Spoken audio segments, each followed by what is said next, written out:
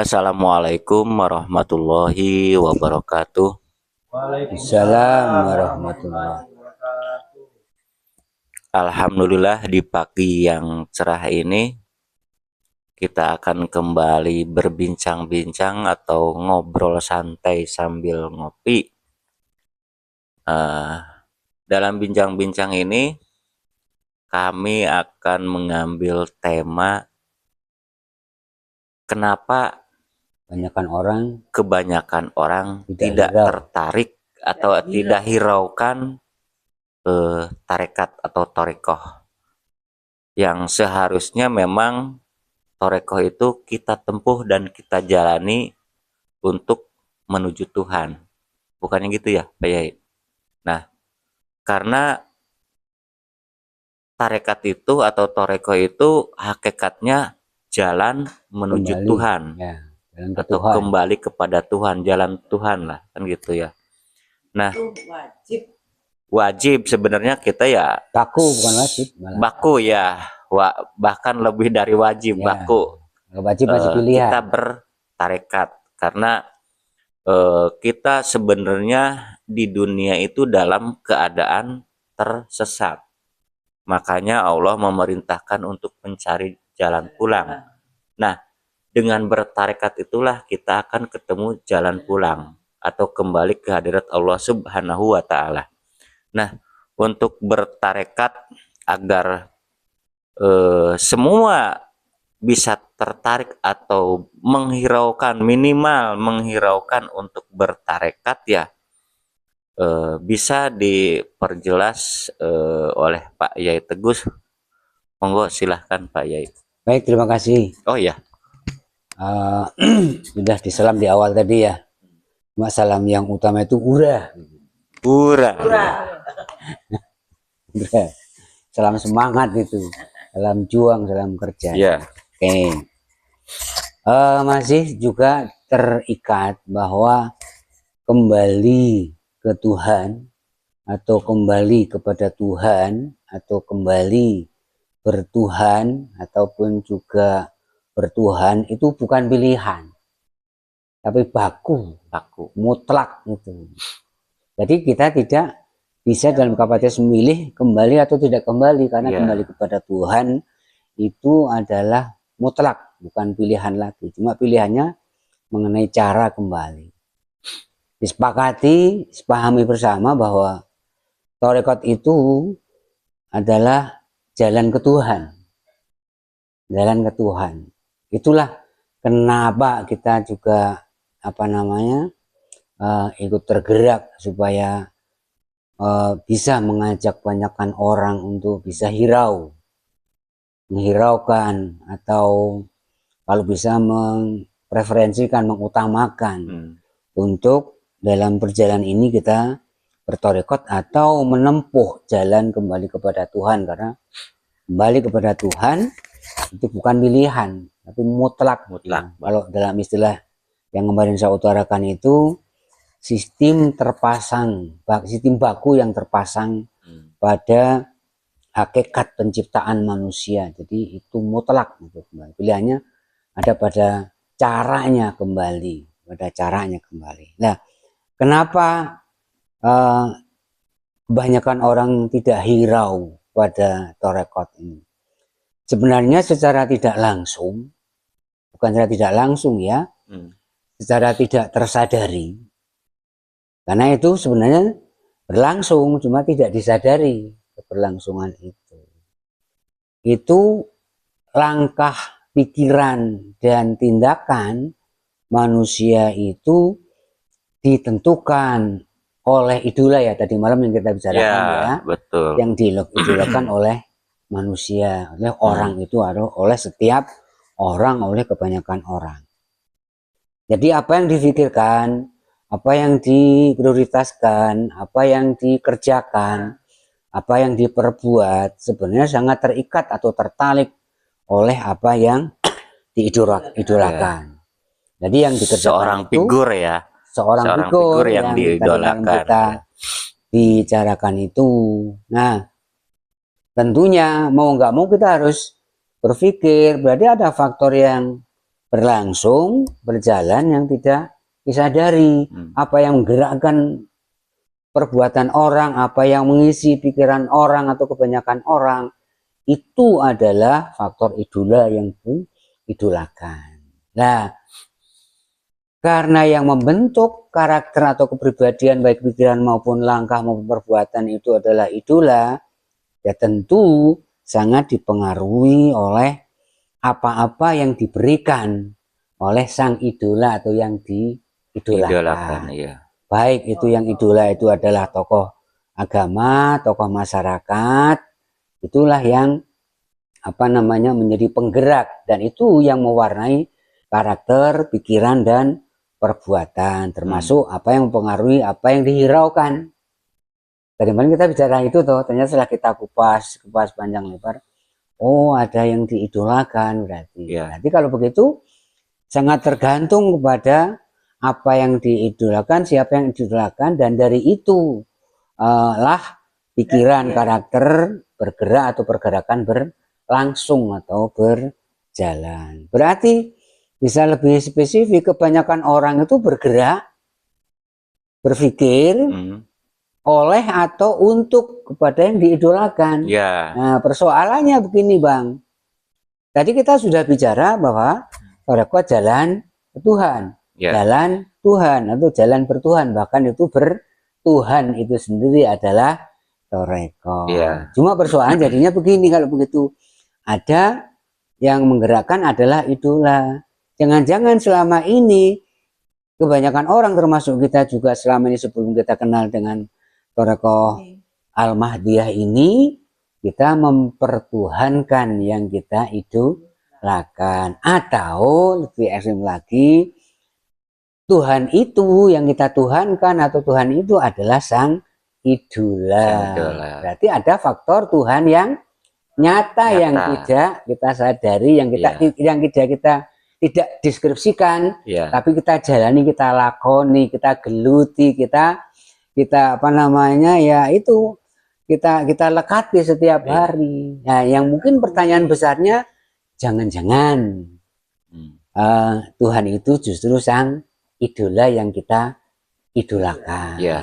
Sosok apapun itu atau siapapun itu, dan itu sebenarnya bisa untuk mengartikan dalam tarekat ini, sebenarnya Tuhan itu ada wujud nyatanya, Tuhan itu ada wujud nyatanya, yang kebanyakan orang termasuk kita sebelum masuk tarekat Al-Mahdiyah ini adalah hakikat sebenarnya itu idola itulah yang menjadi Tuhan kita, walaupun bisa disebut dengan Tuhan kecil ya.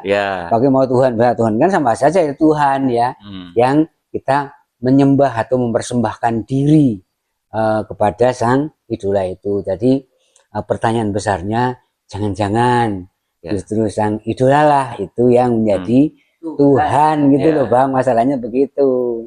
Sementara kita masih mencari Tuhan-Tuhan yang ideal gitu loh. Tapi Tuhan yang nyata ini tidak serta-merta dapat kita sadari. Itu justru Tuhan yang nyata sebenarnya. Sehingga kalau kita bicara Tuhan yang nyata, ya itu sebenarnya. Tinggal kita tahu cari Tuhan yang nyata, yang hakiki, yang seperti apa. Jadi mungkin kalau saya bisa mohon izin bertanya Pak ya, karena ada bedanya antara ketika kita menuhankan dan dengan bertuhan. Ya, menuhankan dalam arti kita ada wujudnya yang kita tuhankan kan gitu. Tapi kita bukan bertuhan kepada yang kita tuhankan. Belum bertuhan pada yang kodim gitu. Nah, itu mungkin begitu Bang. Karena memang ada keterangan bahwa Allah itu maha zahir dan maha batin. Nah, kita nggak mungkin dong ketika kita ingin tersambung akan atau terhubung akan Allah yang laisa kamislihi, Sayun, yang Tuhan kodim, ya, yang sifatnya kodim. Nah, yang pertama kita cari adalah ya Tuhan yang wujud itu, yang ada sifat wujudnya. Itulah yang disebut Tuhan yang Allah yang zahir. Nah, karena dibalik Tuhan yang zahir atau Allah yang zahir lah Allah yang laisa kamislihi itu berada dalam arti melalui gelombangnya kan gitu ya. Ya. Nah, kebanyakan dan ada beberapa sekalipun orang yang sudah bertarekat bahwa ketika kita menuhankan mursyid bahasanya ya, itu suka dianggap musyrik. Padahal kita menuhankan mursyid atau Rasulun min anfusikum itu ibaratkan sarana dan prasarana ya, karena kita tetap bertuhan kepada Allah yang laisa kamislihi sayun. Hanya saja kita lewat Tuhan yang zahir. Nah, memang di sini masih banyak orang yang belum paham tentang bagaimana cara menyembah. Nah, seolah-olah kita itu akan bisa menyembah Allah yang laisa kamislihi secara langsung atau manual. Dalam arti tidak memerlukan yang namanya pembimbing atau guru rohani. Nah, sedangkan ibadah itu mutlak urusan ruh. Karena hanya ruh yang akan sampai kepada yang maha ruh. Nah, itu pasti ketika kita melakukan atau mempraktekkan, mesti ada sarana dan prasarana untuk menunjang praktek itu ya Praktek Bu, bertuhan, praktek bertuhan, praktek toriko. Ya. praktek torika.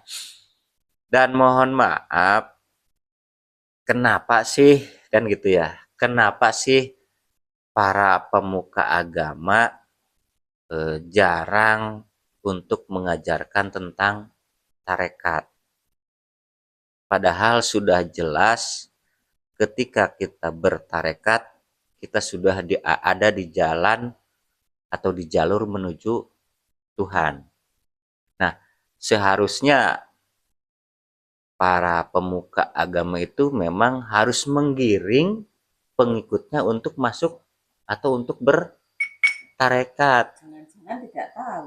Nah, apa jangan-jangan ya? Apa Ya tahu dong. jangan-jangan para pemuka itu tidak Tahu. tahu. Tahu, pura-pura nggak tahu mungkin. Nah, apakah tidak tahu ataupun pura-pura tidak tahu? Karena ada sebagian yang menyatakan bahwa bertarekat itu musyrik, bid'ah, dan sesat. Nah, itu sebenarnya doktrin yang sangat membahayakan bagi umat manusia untuk mendekatkan diri kepada Tuhan. Nah, jadi yang salah siapa kan gitu? Ya. Sebenarnya ya kita tidak menyalahkan, tidak mendiskriminasi, cuman hanya saja menyayangkan kenapa nggak sampai diarahkan untuk bertarekat. Karena hanya dengan bertarekat kita ada di jalan menuju Tuhan. Nah, mungkin Ibu Teguh bisa menambahkan ya. Terima kasih. Sebetulnya ya ini cerita pengalaman gitu ya Bang ya. Dari awal pun saya sendiri ya memang tidak tahu apa itu torikoh, apa itu jalan menuju pulang. Cuman dari awal itu kan kita gelisah. Kok dalam beribadah kita tidak pernah menuju alamat yang kita tuju. Jadi kita tidak pernah bertemu dengan alamat yang kita tuju. Bahkan alamatnya enggak, apalagi jalannya. Kan begitu ya. Jadi kita penasaran aja terus menerus, kok dengan cara ini enggak ketemu, dengan cara ini enggak ketemu, dengan cara ini enggak ketemu. Akhirnya ya bersyukur, alhamdulillah ditemukan di sekolah ini. Bahkan yang awalnya tidak menyadari bahwa dalam diri kita ada ruh yang terkungkung di dalam diri pun tidak pernah menyadari gitu. Yang selama ini yang kita banggakan, yang kita dahulukan, urusan dunia, urusan akal, urusan tata krama, sedangkan roh tidak pernah sama sekali kita pikirkan.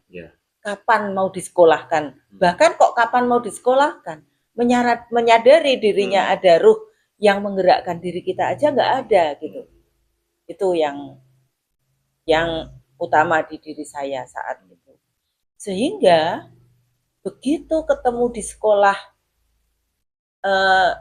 Tarekat Al-Mahdiyah ini, paling tidak di awal saya bisa ketemu alamatnya, walaupun kita belum meniti jalannya gitu. Sehingga ibarat kita mau pergi kemana, di Google Map itu sudah ketemu di sana gitu. Ini loh, di sini tujuanmu gitu. Sekarang tinggal bagaimana kita menelusuri jalan itu, seperti itu. Jadi emang sama sekali nggak menyadari bahwa kita itu dalam keadaan terkungkung, tersesat, bahkan tidak ngerti apa-apa tentang ruh ini gitu loh. Sehingga memang betul-betul ibarat kata dalam tempurung, yang ngertinya ya itu saja. Sedangkan kita mati-matian ibaratnya menyekolahkan anak sampai kemana. Itu mereka kalau anak saya kebetulan pada nggak sekolah ya Bang ya. Jadi bukan yang memperjuangkan yang sampai mati-matian gitu enggak ya. Tapi ya sekolah sewajarnya, tapi masih tetap merasa bahwa inilah yang harus kita perjuangkan. Bahkan malu, anaknya nggak kuliah itu malu, anaknya nggak sekolah tinggi itu malu. Padahal pada dasarnya kalau kita sadari ternyata hidup ini sebetulnya adalah hanya, ya bukan hanya sih ya, untuk menuju Tuhan saja. Kan seperti itu. Jadi jalan yang kita tapai dalam hidup ini sebetulnya adalah jalan untuk menuju Tuhan saja. Tidak ada yang lain. Karena di dalam surat Al-Baqarah kan begitu ya Bang ya. Kita diciptakan hanya untuk berabdi, beribadah. Wa ma khalaqtul jinna wal insa illa liya'budun. Dzariyat 56. Oh, itu saja. Gitu loh. Tidak ada yang lain kan? Tapi kenapa kita mati-matian? Bahkan ibaratnya untuk mencari kebutuhan dunia sampai kita tidak pernah memikirkan Tuhannya. Padahal dikala kita mati semua akan tertinggal, nggak ada yang ikut ke kita. Dan kita tidak pernah berpikir, saya mati, jasad saya dipendam, kembali kepada tanah, ruh kita kemana? Itu sebelum saya masuk Thariqah sama sekali tidak berpikir, sama sekali sedikit pun tidak pernah berpikir tentang ruh itu. Itu Bang pengalaman saya. Gitu. Ya, memang memang sangat sulit ya membuat orang tertarik untuk masuk tarekat, terkecuali figur yang mereka idolakan yang menyampaikannya. Karena sekarang itu memang seolah-olah bertuhannya itu kepada seorang figur yang diidolakan. Dan tidak merasa penting bertuhan. Nah, Tuhan Allah nggak penting. Tidak merasa penting bertuhan Allah. Padahal Tuhan yang laisa kamitslihi syai'un. Karena dia pikir ketemunya nanti, bukan sekarang. Makanya di luar sana yang belum bertarekat, apalagi yang belum ketemu tarekat yang waris, menganggapnya bahwa akhirat itu nanti, surga neraka pun nanti. Bahkan digambarkan ketika masuk neraka itu kita masuk ke bara api. Dalam arti neraka itu digambarkannya api yang membara. Dan surga itu digambarkan adalah salah satu tempat yang semua ada. Full Full fasilitas, bahkan akan Bahkan dilayani oleh bidadari-bidadari. Bisa kelas hotel berbintang 7. Bahkan ada yang menyatakan bahwa bidadari itu nanti perawan saja. Itu kalau menurut saya sebenarnya kalau orang berpikir ke situ bisa dikatakan berlebihan, bahkan dibilang penghayal tingkat tinggi. Ya, karena yang namanya surga neraka itu ya bukanlah tempat, tapi keberadaan. Ya. Dan bahkan yang akan kembali itu bukan secara fisik, nah, ruh sudah tidak ada laki-laki. Secara logikanya gini, baik itu kita masuk neraka ataupun masuk surga, itu kan sudah tidak berfisik. Karena roh. Kenapa masih membutuhkan yang namanya sajian, makanan, minuman yang lezat, bahkan bidadari yang cantik, kan gitu? Terus di neraka kita masih bisa merasakan api neraka, kan itu? Yang merasakan itu kan fisik. Nah, jadi gimana ya? Orang terlalu percaya dengan doktrin atau dogma yang bisa dibilang menjanjikan dan menakut-nakutkan, kan gitu. Karena ketika kita disuruh beribadah itu dengan diiming-imingi kita akan masuk surga, dan yang tidak beribadah akan ditakut-takuti dengan yang namanya neraka. Kalau misalnya Bang, di saat kita diberitahu suruh beribadah, kemudian nggak ada imbalannya pahala, mau nggak kira-kira? Nah, dan dalam beribadahnya pun selalu berharap untuk mendapatkan pahala. Bisnis dengan Allah. Nah, komersial. Nah, sedangkan apa yang diharapkan, yang disebut pahala itu tidak tahu. Pahala itu seperti apa? Kalau barang mungkin bentuknya seperti apa, kan gitu ya. Hanya sebatas kalimat pahala, harapan kan, keinginan kan gitu, bahwa ketika kita beribadah di dunia nanti kita akan mendapatkan balasannya surga dengan semua kenikmatan, berbagai fasilitas kan gitu. Itu harapan atau khayalan, Bang? Nah, khayalan. untuk orang yang mungkin ya bisa dibilang belum bertemu tarekat atau belum bertarekat, ya bisa dibilang itu hanya sebatas khayalan. Khayalan itu namanya tahayul, Bang. Tahayul. Iya. Jadi bilang khayalan nggak ngeri ya, tapi tahayul ngeri ya. Tahayul lebih yang parah. bid'ah itu tahayul ya, Bang? Iya. Khayalan nggak bid'ah, tapi tahayul bid'ah gitu ya. Sedangkan memang dalam untuk mencapai ilmu Islam aja kan udah ada tingkatan-tingkatannya ya Pak ya. Syariat, tarekat, hakikat, makrifat. Kenapa sih nggak tertarik untuk naik level yang seterusnya kan gitu? Minimal ketika mendengar atau melihat yang bertarekat, ya minimal lah jangan memponis syirik, bid'ah, sesat. Seharusnya mulai belajar menyimak. Itu kan awal kita dipahamkan kan, kita harus belajar memahami. Nah, ketika kita sudah belajar untuk memahami, secara otomatis kita akan dipahamkan. Karena tidak ada satu orang pun manusia yang mampu memahamkan orang lain. Untuk memahamkan diri sendiri pun tidak akan mampu. Nah, ketika tidak diberi petunjuk, tidak dipahamkan. Siapa yang memahamkan? Ya Allah itu sendiri kan, yang gitu. Maha paham. Yang Maha paham. Jadi paham itu pun rezeki. Kalau seperti dalam doa-doa, belum kita sekolah itu. Iya. Oh, pulang sekolah ya. Robbi zidni ilma warzuqni fahma. Ya. Jadi paham itu pun sebetulnya satu rizki yang sangat luar biasa. Yang luar Kalau biasa. kita tidak dipahamkan oleh Tuhan, nggak bakal paham gitu. Karena apa? Sebetulnya kita berkunjung ke saudara-saudara kita untuk mengajak bertoriko. Itu yang utama karena sayang, karena mencintai. Supaya kita bersama-sama menuju jalan Tuhan yang benar, yang pas, yang bisa kembali pulang dengan sempurna. Kan seperti itu.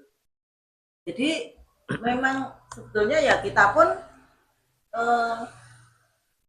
tidak diperlukan oleh misalnya punya guru kemudian suruh mengajak murid untuk ini. Enggak. Karena ini kan istilahnya kalau bahasa Jawa itu merentuling ati tresno karo sedulur gitu loh. Yang diartikan bahasa nasional bahasa Indonesia empati. Ya, empati dengan saudara. Ayolah kita. Jadi mengajak itu agar kita selamat bareng-bareng bersama-sama kan gitu. Nikmati bersama-sama. Ya. Nah, ya saya pun akan sedikit berbincang dengan istri ya. Kenapa istri saya mesti masuk atau bertarekat? Itu patuh suami, Bang. Gimana? Patuh pada suami. Iya kali tak ini. Iya. Karena apa ya? Ajakan suami kepada istrinya itu karena sayang. Ya. Ibaratkan kita itu mau menuju salah satu tempat. Nah, saya itu ibaratkan sudah tahu alamatnya, jalannya, dan caranya. Sedangkan istri belum tahu. Masa iya istri yang kita perjuangkan kan? Ya. Ditinggal. Ya, kan gitu. Terus supaya di tempat nanti tempatnya tidak digusur oleh bidadari yang jadi bidadari saya di surga itu ya. Ya. Ya memang gimana ya. Sekalipun penilaian orang di luar mau menilai A sampai Z itu hak mereka gitu. Cuman ya kami di sini tidak bosan-bosan untuk menyampaikan, bahkan mungkin mengajak ya Bu ya. Tapi tidak ada yang namanya unsur paksaan. Karena semua adalah rizki itu tadi. Dipahamkan adalah rizki, ilmu adalah rizki, dipilih adalah rizki. Ya betul, karena di dalam beragama itu tidak ada yang namanya paksaan. Ya mungkin Pak Yai bisa lebih diperjelas lagi lah.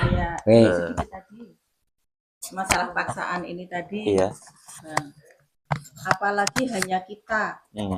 Kita ini siapa? Sekedar ciptaan Tuhan, memaksakan kepada yang lain. Tidak sama sekali. Oh iya. Tidak sama sekali. Karena apa? Bahkan Tuhan aja tidak akan memaksa manusia itu untuk memilih jalan Tuhan atau memilih jalan setan. Kan begitu. Jadi misalnya terhadap anak, terhadap istri, yang penting kita pahamkan, ini loh jalannya. Dengan anak, ini loh jalannya. Perkara pilihan sudah hak masing-masing. Paling tidak kita bertanggung jawab dengan diri kita. Kalau ditanya oleh Tuhan, kenapa anak istrimu enggak kau ajak? Kenapa saudaramu yang kau kasih enggak diajak? Kan sudah bisa bilang sama Allah, saya sudah mengajak Allah, tapi beliau memilih yang seperti itu. Paling tidak, kalau saya sih seperti itu, mencari keringanan diri. Minimal untuk membela diri. Ya, betul. Membela diri. Loh, saya sudah menyampaikan kok. Iya, seperti itu mungkin Bang. Itu masih kembali pada terpaksa tadi ya, paksa-paksa tadi ya. Dalam beragama tidak ada paksaan. Ini pengertian tidak ada paksaan bukan saja agama apa yang dipeluk, jalan apa yang ditempuh, ya. Bukan sekedar itu, tidak ada paksaan. Tapi dalam menjalankan pun tidak ada keterpaksaan. Jadi ketika sudah milih salah satu, oh saya pilih ini. Nah, dalam menjalankan apa yang dipilih inilah, itu juga termasuk kategori tidak ada paksaan. Nah, tidak ada paksaan, apa yang paling tepat di situ? Ya dengan cinta. Dengan cinta. Jadi energi cinta itu sebenarnya tidak bisa lepas dengan apa yang kita perbuat, apa yang kita jalankan. Demikian pun ketika tadi mengapa kebanyakan orang tidak hiru kepada tarekah, dan itu karena setelah kita kupas tadi malam itu ternyata faktornya terletak pada apa yang kebanyakan orang idolakan, termasuk yang kita sadari juga, oh ternyata juga begitu ya. Yang mewarnai, yang mempengaruhi pikiran kita, perbuatan kita itu adalah apa yang kita idolakan. Yang kita idolakan itulah sebenarnya yang kita cintai. Cuma persoalan yang perlu disadari juga, berarti tadi kita sudah bahas bersama, jangan-jangan yang kita idolai itu adalah yang dipertuhankan. Nah, yang dipertuhankan itulah yang kita jatuhkan cinta kita kepada apa yang kita idolakan, apa yang kita pertuhankan. Berarti cinta kita itu sebenarnya jatuh atau dijatuhkan pada yang kita idolakan, yang sebenarnya itu bisa diartikan apa yang kita pertuhankan. Nah, itulah sebenarnya dalam langkah persepsi yang seperti itu. Berarti siapapun sebenarnya mereka sedang bertuhan karena sedang mengidolakan atau mencintai yang diidolakan, terpikir dengan apa yang diidolakan. Persoalannya Tuhan yang hakiki yang mana, Tuhan yang sifatnya laisa kamitslihi syai'un yang mana, itulah yang mesti kita kita temukan ya. Kita temukan. Namun kita juga harus bisa mendeskripsikan apa yang kita tuhankan selama ini, yaitu yang kita idolakan, yang itu kita artikan sebagai yang kita pertuhankan, walaupun belum kita bilang yang kita tuhankan, itu kan, itu adalah yang yang menggerakkan kita, yang kita pertuhankan kita, dan itu adalah sifatnya adalah zahir ya. Baik zahir dalam bentuk sosok yang kita kagumi, yang kita idolai, maupun sosok barang yang kita dambakan, yang kita idolakan. Sehingga yang dipertuhankan adalah apa? Sosok yang zahir, yang nyata, baik itu mewujud pada orang yang kita idolakan atau barang-barang yang kita dambakan. Berarti demikian pun ketika kita ingin menempuh jalan Tuhan yang laisa kamitslihi syai'un, berarti ada dong Tuhan-Tuhan yang ada sosoknya, yang ada wujudnya, yang itu merupakan penghubung, penghantar sampai Tuhan kepada yang laisa kamitslihi syai'un. Karena Tuhan yang laisa kamitslihi syai'un, yang tan keno apa itu, yang berada di alam roh sana itu tidak mungkin berjalan langsung kecuali lewat wasilah. Nah, dengan cara mengartikan cara bertuhan yang tadi kita idolakan tadi, yang itu nyata-nyata juga ada sifat wujudnya, berarti Tuhan yang laisa kamitslihi syai'un pun itu juga ada sifat wujudnya, yang itu berfungsi sebagai wasilah, penghantar, penghubung atau penyampai kepada Tuhan yang di aras yang paling tinggi, di laisa kamitslihi syai'un. Itu mungkin pelajaran yang bisa kita ambil. Tidak salah dong kita mengidolakan ketika itu mempertuhankan, tapi dengan satu syarat kan gitu, yang mengasosiasikan Tuhan yang laisa kamitslihi syai'un. Jadi kalau ada Tuhan yang sifat wujud, ya nggak usah sensi, nggak usah sirik gitu loh. Nyatanya kita juga ngelakoni toh. Intinya kita memang mencari seorang idola, Pak. Tapi dengan syarat idola itu yang berwasilah.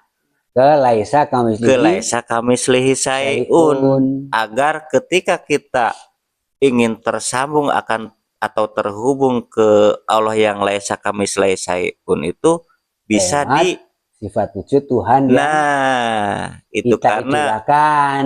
harus melalui sistem kan gitu ya. Sistemnya begitu ternyata toh. Nah, ternyata ya memang ketika kita ingin terhubung atau tersambung ke hadirat Allah Subhanahu wa taala itu mesti lewat sistem. Ya.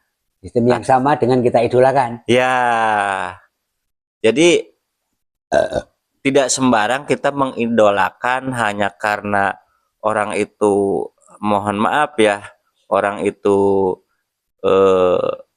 banyak menghafal ayat-ayat mushaf, banyak menyampaikan tentang agama, dan banyak yang menyampaikan tentang Tuhan, tapi tidak bisa mengenalkan kepada Tuhan atau mengenal Tuhan itu sendiri. Yang laisa kamitslihi syai'un. Itu dia tidak merupakan wasilah. Nah, jadi wasilah tidak bisa menghantarkan.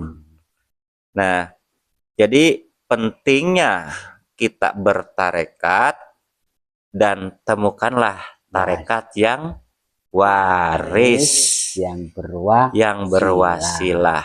Yang disebut tarekat waris itu tarekat yang berwasilah, yang hubungannya dari guru ke gurunya, dari guru ke gurunya sampai ke Rasulullah Muhammad yang ujungnya Allah itu sendiri, kan gitu ya Pak. Nah, untuk itu ayo kita belajar bareng-bareng, kita belajar memahami, minimal menyimak. Nah, ketika kita sudah belajar atau mau menyimak, mau belajar memahami, disitulah kita akan mulai mengikuti.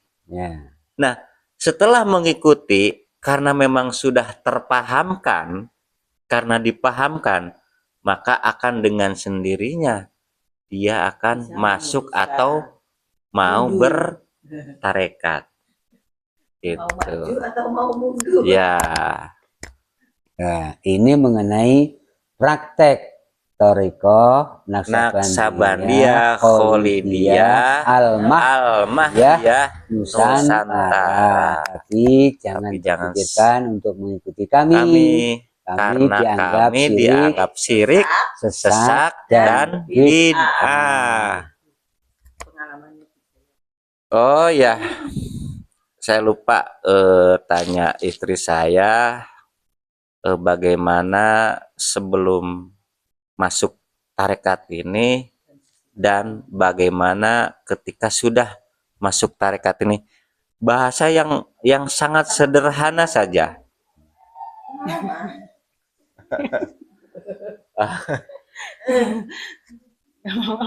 Oh ya, udah nggak apa-apa. Sama suami gitu aja selesai. enggak karena suami bisa surganya di dunia. Ya, Bapak. Intinya memang istri saya pun awalnya kenapa mau ikut bertarekat bersama saya sebagai suaminya. Pertama mungkin ya istri saya pun ada penilaian dalam arti sebelum bertarekat atau masuk sekolah ini dan sesudah masuk sekolah ini atau tarekat ini. Makanya dengan sendirinya ketika suaminya mengarahkan atau mengajak untuk bertarekat, dia sendiri pun dengan sendirinya tertarik dan ingin bergabung atau masuk tarekat ini. Ini perwakilan istri lah. Ya, perwakilan calon dari istri kan gitu. Nah, begitu juga dengan anak saya. Kenapa saya arahkan untuk bertarekat, bahkan masuk ke tarekat ini? Karena itu adalah salah satu bentuk kasih sayang saya terhadap istri dan anak saya, kan gitu. Karena dengan bertarekat di sini, tarekat yang waris, yang mutlak, maka kita akan diperjalankan kembali kepada Tuhan atau kepada Allah yang disebut inna lillahi wa inna ilaihi raji'un. Nah, mungkin untuk perbincangan kali ini kita cukupkan sampai di sini dan kita akan tunggu season yang berikutnya. Jangan ikuti kami.